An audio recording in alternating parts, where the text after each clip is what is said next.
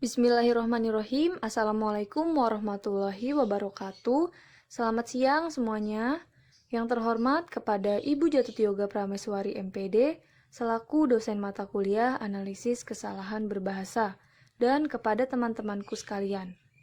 Perkenalkan, nama saya Sinta Nuraini. Pada kesempatan ini, saya akan bertugas sebagai moderator dan saya akan membimbing jalannya diskusi ini dengan baik. Adapun anggota kelompok kami yang akan mempresentasikan materi yaitu Ahmad Said Fadil, Chandra Dwi Febriani, Devi Nur Khairunisa, Nur Aswin Anissa, dan Sinta Nuraini. Koreksi kesalahan berbahasa.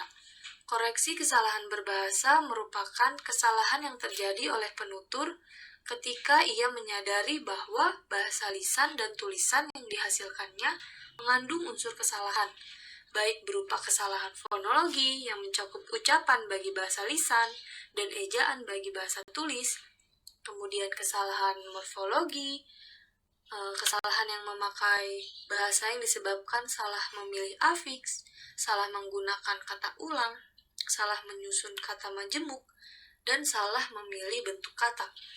Kemudian kesalahan sintaksis, kesalahan atau penyimpangan struktur frasa, klausa, atau kalimat, serta ketidaktepatan pemakaian partikel. Kemudian kesalahan leksikon, kesalahan pemakaian kata yang tidak tepat atau kurang tepat. Koreksi kesalahan berbahasa dapat terjadi dalam dunia pendidikan, khususnya para pendidik dan peserta didik. Menurut Walsh dalam Tarigan tahun 2011 halaman 163 mengemukakan 4 kriteria pokok untuk menyeleksi kesalahan-kesalahan yang akan dikoreksi. Pertama, keterpahaman, kedua, keseringan, ketiga, fokus pedagogis, keempat, perhatian pelajar individual. Pada keterpahaman, kita harus memilih kesalahan yang mengganggu pemahaman atau pengertian yang harus dikoreksi. Dengan demikian, tipe kesalahan yang seperti inilah yang mendapat prioritas pertama untuk dikoreksi.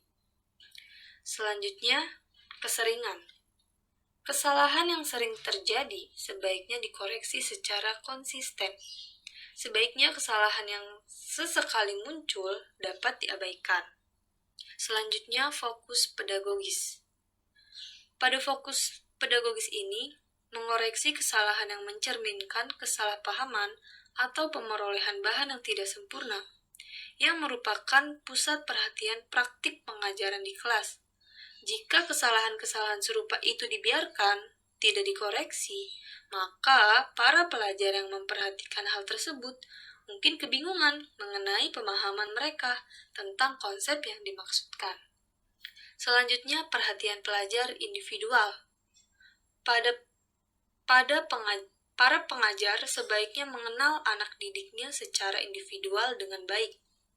Pembelajar yang lebih mampu akan mendapatkan koreksi kesalahan yang lebih kecil, sedangkan pembelajar yang kurang mampu akan memperoleh manfaat dari koreksi kesalahan yang besar saja. Koreksi kesalahan berbahasa. Dalam koreksi kesalahan berbahasa menurut Tarigan tahun 2011 halaman 166 memuat 2 koreksi kesalahan berbahasa. Yang pertama, koreksi kesalahan berbahasa lisan, meliputi koreksi diri sendiri dengan bantuan guru, koreksi sesama teman, dan koreksi guru. Selanjutnya, yang kedua, koreksi kesalahan bahasa tulis, meliputi teknik koreksi langsung dan teknik koreksi tidak langsung. Saya Chandra Dwi Febriani akan melanjutkan penjelasan selanjutnya mengenai koreksi kesalahan bahasa lisan.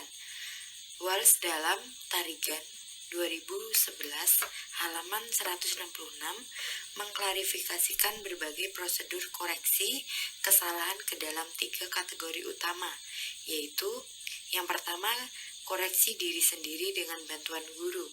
Yang kedua, koreksi sesama teman. Yang ketiga, koreksi guru. Banyak terdapat teknik khusus di dalam kategori-kategori yang khususnya dipakai oleh para guru untuk menyediakan umpan balik korektif kepada para pelajar. Berikut ini akan kita bahas beberapa teknik yang lebih umum.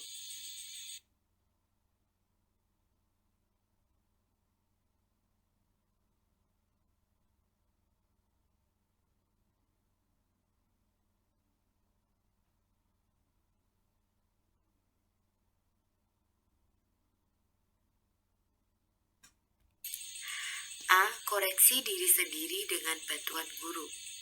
Yang pertama, menunjukkan dengan tepat.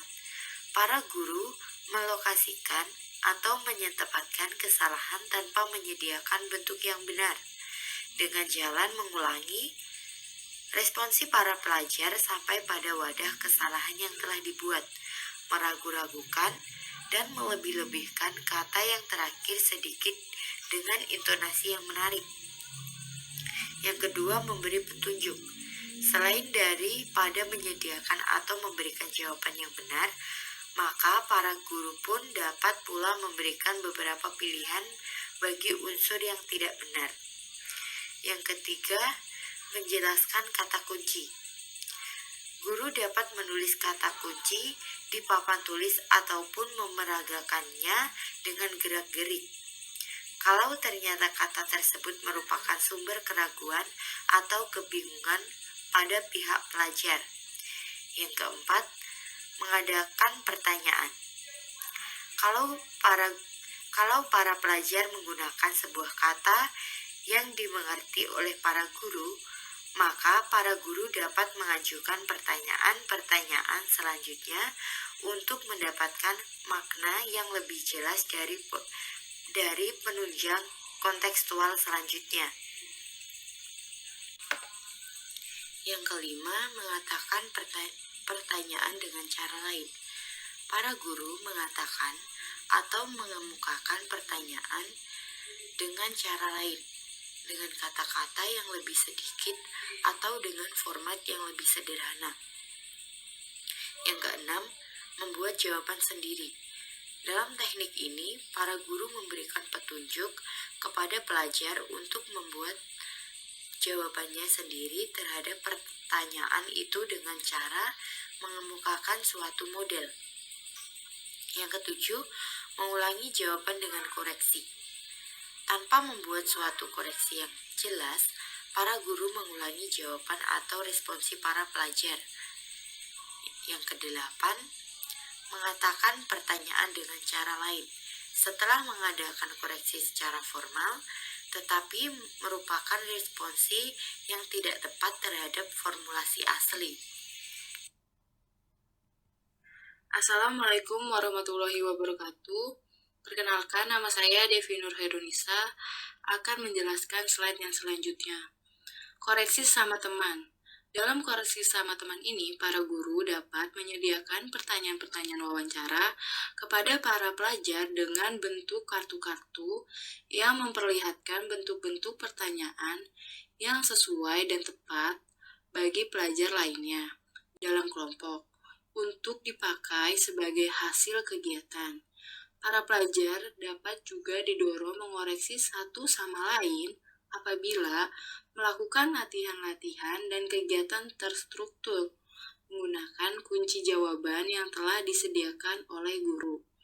Kemungkinan ketiga adalah mengumpulkan umpatan balik secara kolektif pelajar pada saat tugas dilakukan di papan tulis atau dalam koreksi pekerjaan rumah atau komposisi tulis lainnya. Selanjutnya, koreksi guru. Menurut Tarigan 2011, koreksi guru terbagi menjadi dua cara. Yang pertama, menyediakan jawaban yang benar. Yang kedua, parafrase. Yang pertama, menyediakan jawaban yang benar ini, para guru mungkin menggunakan teknik ini untuk kegiatan-kegiatan lisan saja. Kalau pada waktu itu terdapat beberapa kesalahan yang mengakibatkan suatu ucapan tertentu tidak dapat dipahami. Waktu melakukan tugas latihan, maka tipe teknik ini juga nampak dapat dipakai dan dipertahankan. Yang kedua, parafrase. Dalam parafrase, para guru dapat mengulangi jawaban para pelajar secara tepat dan persis, tetapi mengganti dengan bentuk yang lebih benar dan atau unsur leksikalnya yang tepat bagi sesuatu yang dipakai secara tidak tepat. Contohnya, para pelajar mungkin mengatakan, Pak Tarigan mengajar bahasa Indonesia, dan para guru kemudian mengulangi dan merespon dengan mengoreksi perkataannya jadi, Pak Tarigan mengajarkan bahasa Indonesia. Nah, yang diparafrase dalam ujaran pelajar ini adalah kata mengajar, yang seharusnya dalam pemakaian yang benar harusnya mengajarkan. Dari dua kalimat tersebut merupakan bentuk parafrase dalam koreksi guru. Slide selanjutnya, koreksi kesalahan bahasa tulis. Dalam kegiatan mengoreksi atau memperbaiki kesalahan bahasa tulis para pelajar, para guru dapat menggunakan berbagai teknik. Yang terpenting atau yang biasa dimanfaatkan, yaitu ada dua. Yang pertama, teknik koreksi langsung. Yang kedua, teknik koreksi tidak langsung.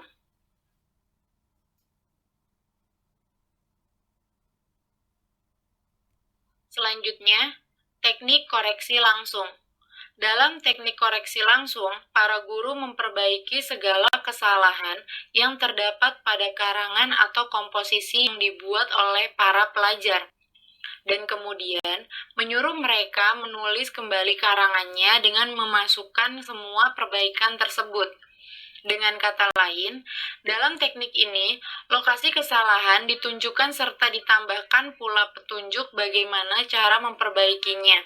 Petunjuk-petunjuk tersebut dapat beranjak dari yang kurang langsung sampai kepada yang paling langsung dan mencakup. Yang pertama, penggaris bawahan kata serta memberikan sesuatu petunjuk seperti pakai kala, lalu, atau konjugasikan. Yang kedua, mengurung kata atau frasa yang salah tempat, yang dibubuhi pula tanda panah di tempat yang dimaksud. Yang ketiga, memberi tanda silang pada kata yang terasa berlebihan atau mubazir. Yang keempat, memberikan bentuk yang tepat atau struktur yang benar dalam keseluruhannya. B. Teknik koreksi tidak langsung. Dalam teknik koreksi tidak langsung, lokasi kesalahan dinyatakan dengan berbagai simbol. Misalnya, 1. Salah ejaan, digarisbawahi. 2. Kosakata yang tidak tepat pemakaiannya dikurung dengan lingkaran. 3. Kata-kata yang terasa kurang atau hilang diberi tanda panah. 4. Frasa atau struktur yang membingungkan diberi tanda tanya. Demikianlah dalam teknik koreksi tidak langsung ini, kesalahan-kesalahan komposisi ditandai dengan sarana khusus, jadi tidak langsung diperbaiki oleh guru. Para pelajar diberi kesempatan untuk menginterpretasikan kode-kode tersebut, memperbaiki kesalahan sendiri, dan kemudian menulis kembali karangan atau esai tersebut. Perlu ditegaskan bahwa dalam teknik koreksi tidak langsung ini, pemecahan masalah melalui penggunaan tata bahasa naskah, catatan-catatan kelas, dan asistensi teman sekelas atau guru sangat diutamakan.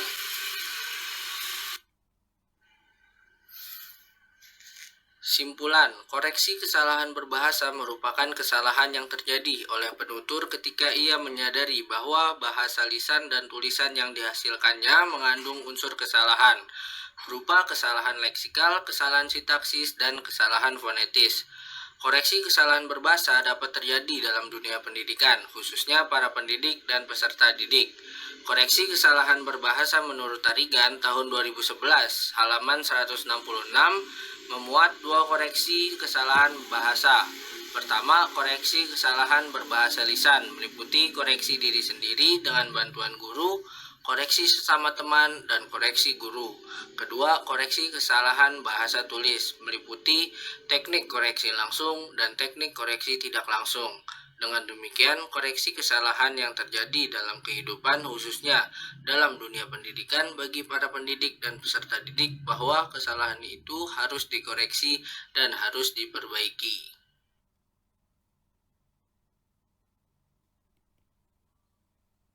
Sekian presentasi yang disampaikan oleh kelompok kami. Semoga dapat dipahami dan bermanfaat. Mohon maaf bila ada tutur kata yang kurang berkenan. Wassalamualaikum warahmatullahi wabarakatuh.